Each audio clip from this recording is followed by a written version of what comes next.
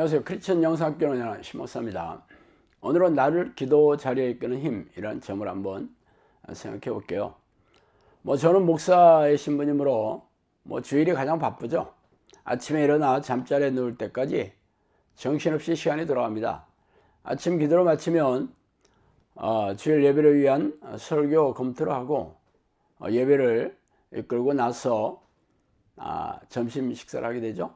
식사를 마치고 나서 유튜브 사역자 팀들과 동영상을 찍고 나면 어느새 축출기도 시간이 돼요. 그래서 온 힘을 다해 기도를 마치고 나서 불이 나게 커피 한 잔을 마시면 디사이프 코치 시간이 됩니다.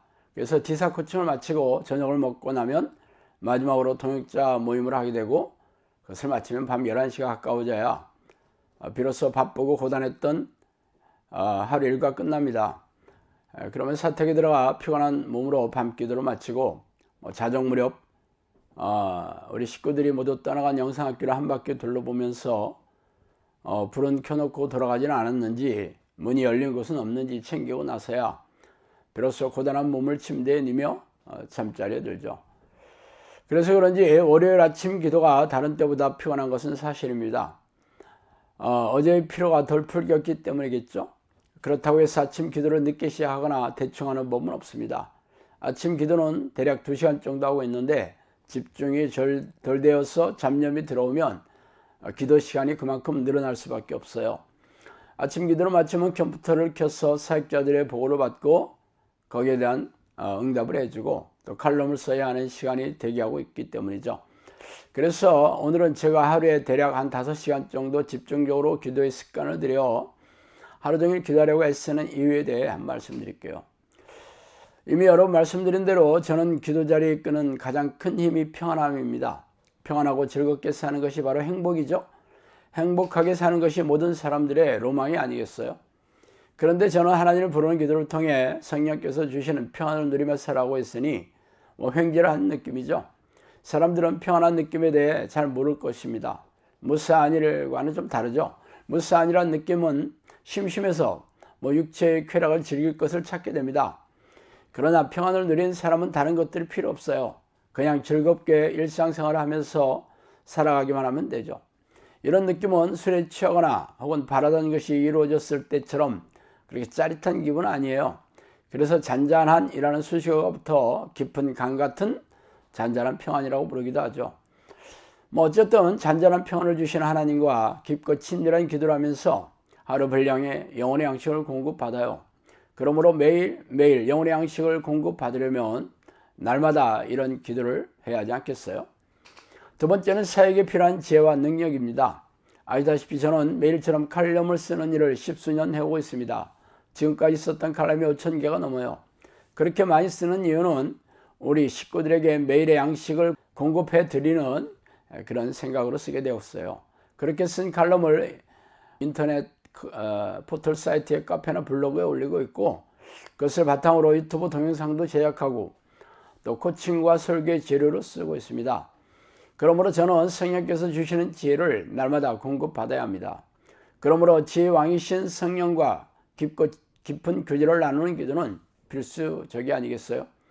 그뿐 아닙니다. 제 사역은 귀신을 쫓아내고 고질병과 불치병을 치유하며 삶에 지나는 문제를 성령의 능력으로 해결해야 하는 게 제 사역의 중심에 있어요. 그동안 성령 내주 기도 훈련을 하면 전능하신 하나님께서 어떤 질병의 치유나 삶의 문제라도 거뜬히 해결해 주신다고 제가 큰 소리를 쳐왔기 때문이죠. 감사하게도 사역을 시작한 지 9년 동안 수천 번의 기적과 이적으로 고질병과 불치병은 낫고 삶의 지난 문제들이 해결된 것도 사실입니다. 그러나 문제는 날마다 성령의 능력으로 이적과 기적이 앞으로도 계속 일어나야 한다는 것이죠. 그러므로 제가 기도 자리에 나가는 것이 당연하지 않겠어요? 하루라도 기적이 일어나지 않으면 그동안 해왔던 열매들이 무너지게 되고 저는 희대의 사기꾼 소리를 들으며 야반 도주해야 할지도 모르기 때문입니다. 자, 마지막 세 번째로 날마다 습관을 들여 기도 자리에 나가는 이유는 하나님이 두렵기 때문입니다. 이 두려움은 지옥에 던져 넣을 수 있는 하나님이 그냥 무서워서가 아니라 어찌할 수 없는 저희 죄 때문이죠. 그동안 20여 년이 넘도록 기도하면서 성령의 능력과 인도하심을 따라 사역을 진행하고는 있지만 그렇다고 뭐 제가 죄에 대해 자유로워진 것은 아닙니다. 물론 예전보다 더욱 나아진 것은 사실이지만 여전히 저는 극복하지 못하는 죄들이 한둘이 아니에요. 하나님 보실 때는 작은 죄, 큰 죄가 없으며 단 하나의 먼지 맛도 못한 작은 죄를 지은 것과 수만 가지 죄를 지은 것도 동일한 죄인으로 취급하고 계시잖아요. 예전에 성령께서 아담이 수백 가지 죄를 지은 것이 아니라 선악과를 따먹은 단 한 개의 죄를 지어서 사망의 형벌을 받게 되었다고 말씀하신 적이 있어요. 단 한 개의 죄를 지은 아담도 죄값을 엄청나게 치러야 했는데 아담에 비하면 저는 극악무도한 죄인으로 지옥의 가장 뜨거운 불구덩이에 던져질 수밖에 없는 죄인인 셈이죠. 자, 이는 제가 겸손해서 이 말씀을 드리는 것은 절대 아닙니다. 누구보다 거룩하고 경건해야 할 신분인 제가 다른 사람에 비해 결코 낫지 못하다는 사실을 제가 누구보다 잘 알고 있기 때문이죠. 물론 제가 싸우려고 애쓰고 있으며 제에 걸려 넘어질 때마다 괴로워하면서 절치부심하는 것도 사실이긴 해요. 그렇다고 하더라도 제 죄가 없어지겠어요? 그래서 저는 기도를 통해 철저하게 회개하려고 애쓰고 있으며 성령께 죄와 싸워 이길 힘과 지혜를 달라고 읍소하고 있는 중입니다. 말하자면 제가 살려고 기도하려고 발버둥을 치고 있다고 해도 과언이 아니죠. 그래서 날마다 과거사를 돌이키며 자주 지었던 죄들을 날마다 회개하고 있으며 연약한 육체를 지닌 인간으로 어쩔 수 없이 짓게 되는 죄들을 회피하지 않고 외면하지 않고 절절하게 회개하려고 무진 애를 쓰고 있습니다. 그 외에도 다른 이유가 또 있기는 하지만 대략 이 세 가지가 저를 기도 자리에 이끄는 힘입니다. 감사하게도 20여 년 동안 기도의 습관을 들여서 날마다 기도할 수 있도록 힘을 주신 성령께 감사드리며 영광을 올려드립니다. 예수님께서 십자가에서 제 죄를 대신해서 보혈을 흘려주시지 않았다면 지옥의 불구덩이에 던져질 운명을 피할 수 없는 죄인을 이렇게 기도 자리에 나갈 수 있도록 힘을 주시고 성령의 도우심과 인도하심을 얻을 수 있게 되었으니 놀라운 은혜가 아니고 또 무엇이겠어요? 자, 오늘은 여기까지 하겠습니다. 감사합니다.